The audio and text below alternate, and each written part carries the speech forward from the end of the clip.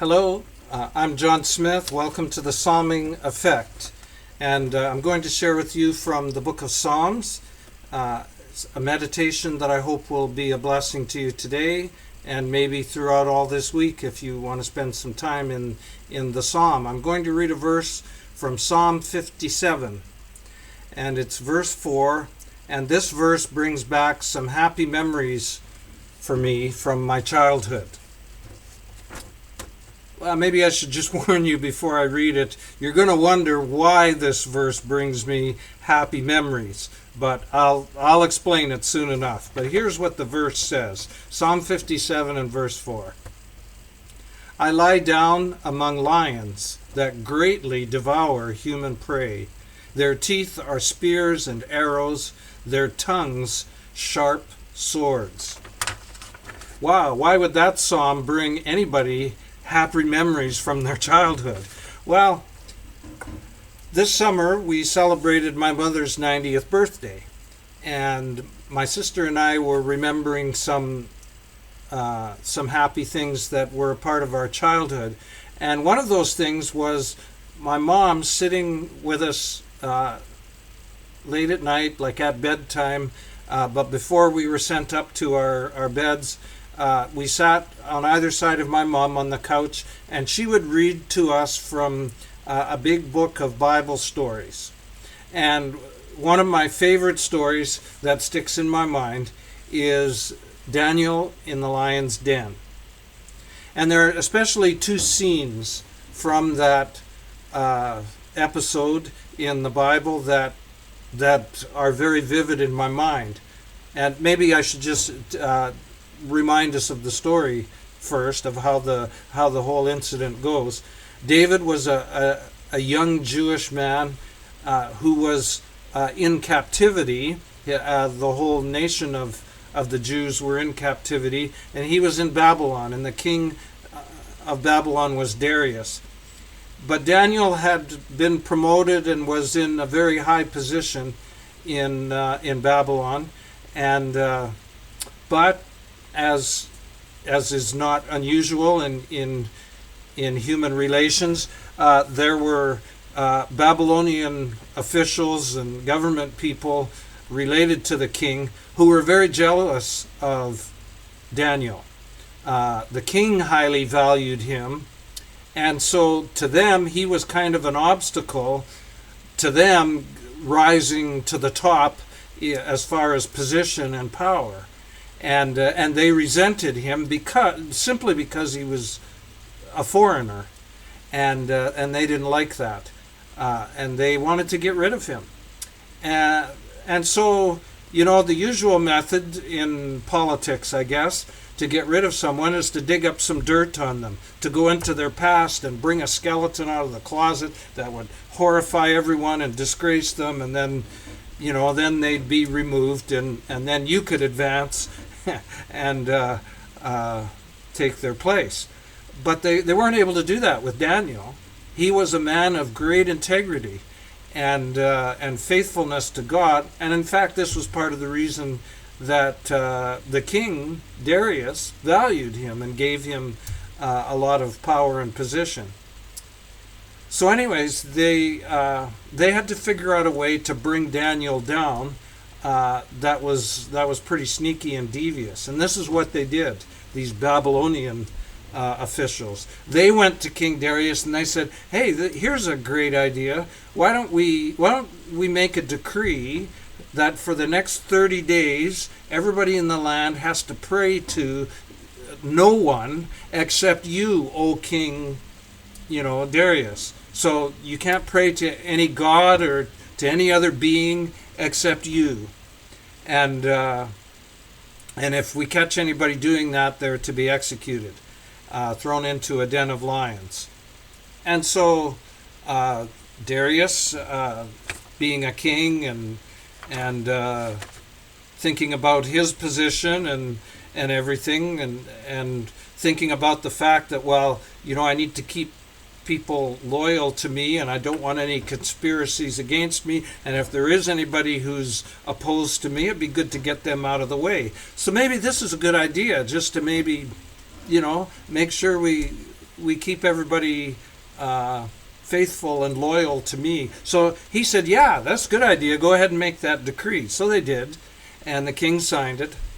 But you see, their plan was, and the reason why their plan works is because Daniel was so steadfast and faithful in his relationship to God. He prayed 3 times a day, regularly, privately in his chambers, but they knew about this. And so that's why they made the decree what it was, so that it was punishable by death to pray to God.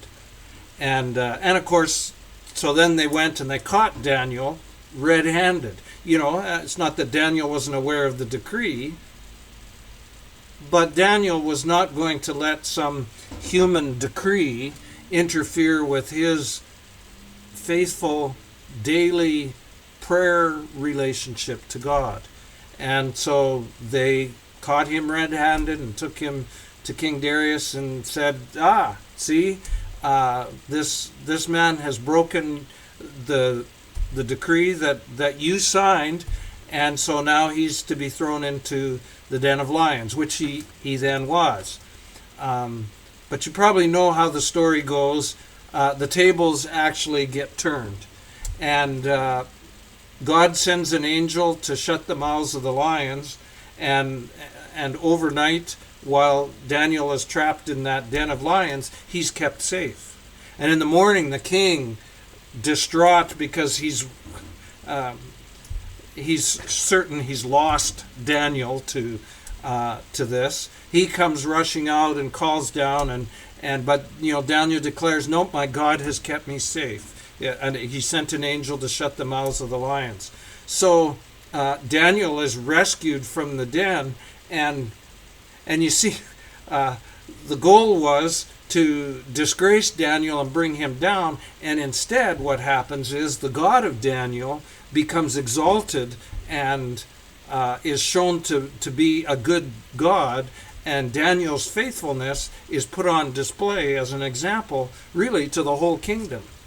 And and the other part of the tables being turned is that these wicked officials who, were really planning the death of Daniel through this edict, well, they ended up being cast by the king's order, into the den of lions. And of course, they went in without God's protection.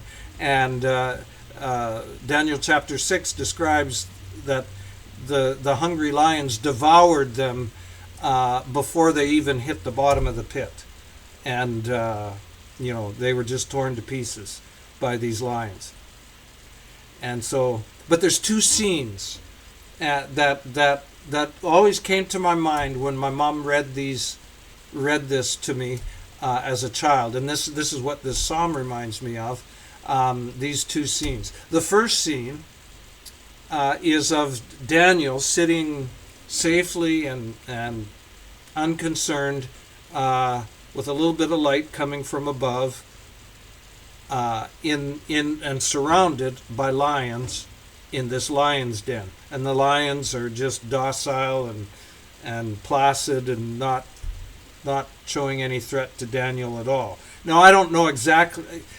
I suspect that it may not have looked exactly like that. God sent an angel to shut the mouths of the lions, so he may have had to wrestle with them and struggle a little bit, but they didn't harm him. They didn't bite him and devour him because God's angel protected him. There still might have been a struggle there, so maybe that picture is not actually what it looked like, but that is the picture that I always had from the time I was a young child of God keeping Daniel safe in this situation of peril. And the other picture that I have in my mind from this story is of Daniel in his room praying. And I don't know how old of a man he was. He was young. I think as a child I pictured him as no older than a teenager. But he may have been older than that, but he wasn't very old. But a young man praying kneeling by his bed, and the sunlight from the open windows streaming into the room, because he opened his windows towards Jerusalem when he prayed 3 times every day. So anyways, there's that beautiful picture of the faithfulness of Daniel in praying to his God every day, 3 times a day, and having that wonderful relationship. So those are the 2 pictures that come to my mind when I read this psalm. And really, these images are what the psalm is all about. You know, God, first of all, God is with us through all the perils of life. And this psalm talks about, especially when we have an enemy that's trying to destroy us. And that, of course, that's what verse 4 is about. I lie down among lions that greatly devour human prey, and their teeth are spears and arrows, and their tongues sharp swords. And there's other imagery in the psalm and language about how the psalmist is feeling under attack from others. But God will see us through those times. And even if we're destroyed physically by our enemies, God will protect us and preserve us for His purpose, and will give us an eternal place of safety, so that even our physical life ending is not really the danger that we need to fear, even though we're all going to die at some point. But God is going to shut the mouth of Satan, who would like to devour us spiritually and have us perish for all eternity. God is not going to let that happen to those who are faithful to Him. And of course, the other part of the psalm, and you'll see it if you read all of Psalm 57, is about expressing faithfulness to God and calling to God. And so the picture of Daniel praying really represents that part of the psalm, the faithfulness that we should continue to express continually, daily, in our prayers and in our relationship to God. And He will see us through, because He is the God that sees us through the perils and the dangers of life. Psalm 57. And I hope that blesses you today. And I would spend lots of time, if you have more time today or throughout this week, reading Psalm 57. And whatever your struggles are, realize that God will send His angel to protect you from Satan, who will not be able to devour you. You know, and the New Testament describes Satan as a lion who's roaring and seeking whom he may devour. God will protect you from Satan. He will. And you should continue to be steadfast and faithful to Him, and certainly pray to Him daily and regularly, and draw near to Him and be blessed. And remember that in 2021, He's still the one.